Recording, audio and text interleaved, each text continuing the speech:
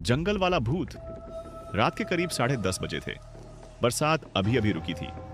सड़क पर जगह जगह पानी जमा था और दूर तक सिर्फ जंगल दिखाई दे रहा था। हवा इतनी ठंडी थी कि बाइक चलाते हुए भी आरव के हाथ कांप रहे थे। उसने बाइक रोकी और मोबाइल निकाला। No signal.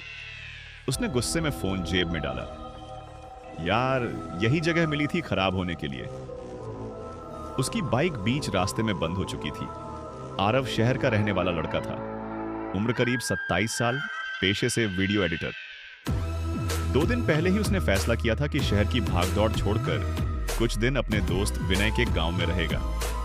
लेकिन गांव पहुंचने से पहले ही जंगल शुरू हो गया था और उसी जंगल के बीच उसकी बाइक बंद हो गई। चारों तरफ सन्नाटा था, सिर्फ झींगुरों की आवाजें और कहीं दूर किसी औरत के रोने जैसी धीमी आवाज। आरव ने तुरंत पीछे पलट कर देखा। कुछ नहीं था। भ्रम है, वो खुद से बोला और बाइक दोबारा स्टार्ट करने लगा। लेकिन तभी पीछे किसी के पैरों के पानी में चलने की आवाज आई। छप छप छप। इस बार उसकी सांस रुक गई। उसने धीरे धीरे गर्दन घुमाई। अंधेरे में कोई खड़ा था, बहुत दूर नहीं। सफेद कपड़े, लंबे बाल और बिल्कुल स्थिर। आरव की उंगलियां जम गईं। कौन है? कोई जवाब नहीं। हवा अचानक तेज हो गई। पेड़ हिलने लगे और अगले ही पल वो आकृति गायब हो गई। आरव का गला सूख गया। उसने तुरंत बाइक छोड़ी और पैदल सड़क की तरफ भागने लगा। बारिश के पानी में उसके जूते फिसल रहे थे। दिल इतनी तेज धड़क रहा था कि उसे खुद अपनी सांसें सुनाई दे रही थी। तभी उसे दूर एक छोटा सा घर दिखाई दिया। घर के बाहर लालटेन जल रही थी। आरव बिना सोचे अंदर भागा। दरवाजा खुला। अंदर एक बूढ़ा आदमी बैठा था। सफेद दाढ़ी, धंसी हुई आंखें और हाथ में बीड़ी। उसने आरव को ऊपर से नीचे तक देखा। जंगल में रुक गए थे क्या? आरव ने हां में सिर हिलाया। बाइक खराब हो गई? बूढ़ा आदमी कुछ सेकंड तक उसे देखता रहा, फिर बोला, रात में उस सड़क पर कोई नहीं रुकता। क्यों? बूढ़े ने जवाब नहीं दिया, बस धीरे से खिड़की की तरफ देखा। तुमने उसे देखा क्या? आरव का दिल धड़क उठा। किसे? बूढ़ा आदमी कुर्सी से उठा, धीरे धीरे उसके पास आया और बहुत धीमी आवाज में बोला, जंगल वाली औरत को। कमरे का माहौल अचानक भारी हो गया। आरव ने डर छुपाते हुए कहा, वो शायद कोई इंसान था। बूढ़ा हल्का हंसा। इंसान? उसकी हंसी अजीब थी, जैसे वो मजाक नहीं, सच्चाई जानता हो। पिछले 5 साल में उस जंगल से 8 लोग गायब हुए हैं। आरव चुप हो गया। बूढ़ा फिर बोला, सबने मरने से पहले एक ही बात कही थी। क्या? सफेद कपड़ों वाली औरत सड़क पर खड़ी थी।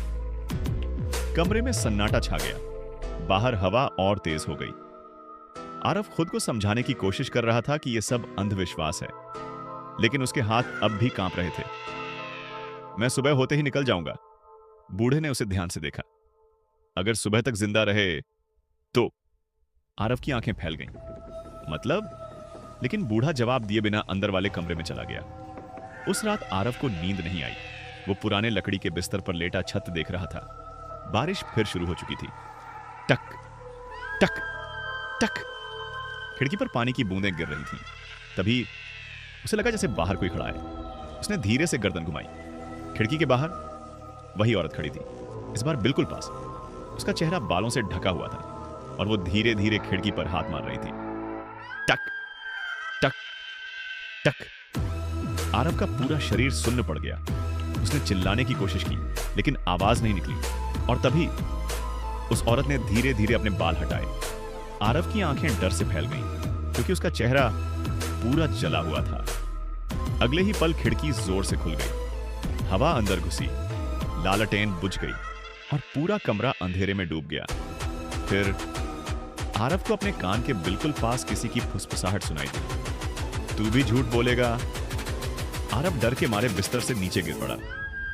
उसने तुरंत मोबाइल की टॉर्च ऑन की, लेकिन कमरे में कोई नहीं था। खिड़की बंद थी, सब कुछ सामान्य, सिर्फ उसके हाथ कांप रहे थे। तभी बाहर से बूढ़े आदमी की आवाज आई, दरवाजा मत खोलना, चाहे जो सुनाई दे। और अगले ही पल घर के बाहर किसी औरत के जोर जोर से रोने की आवाज आने लगी। आरव धीरे धीरे दरवाजे की तरफ देखने लगा, क्योंकि अब कोई बाहर से दरवाजा खटखटा रहा था।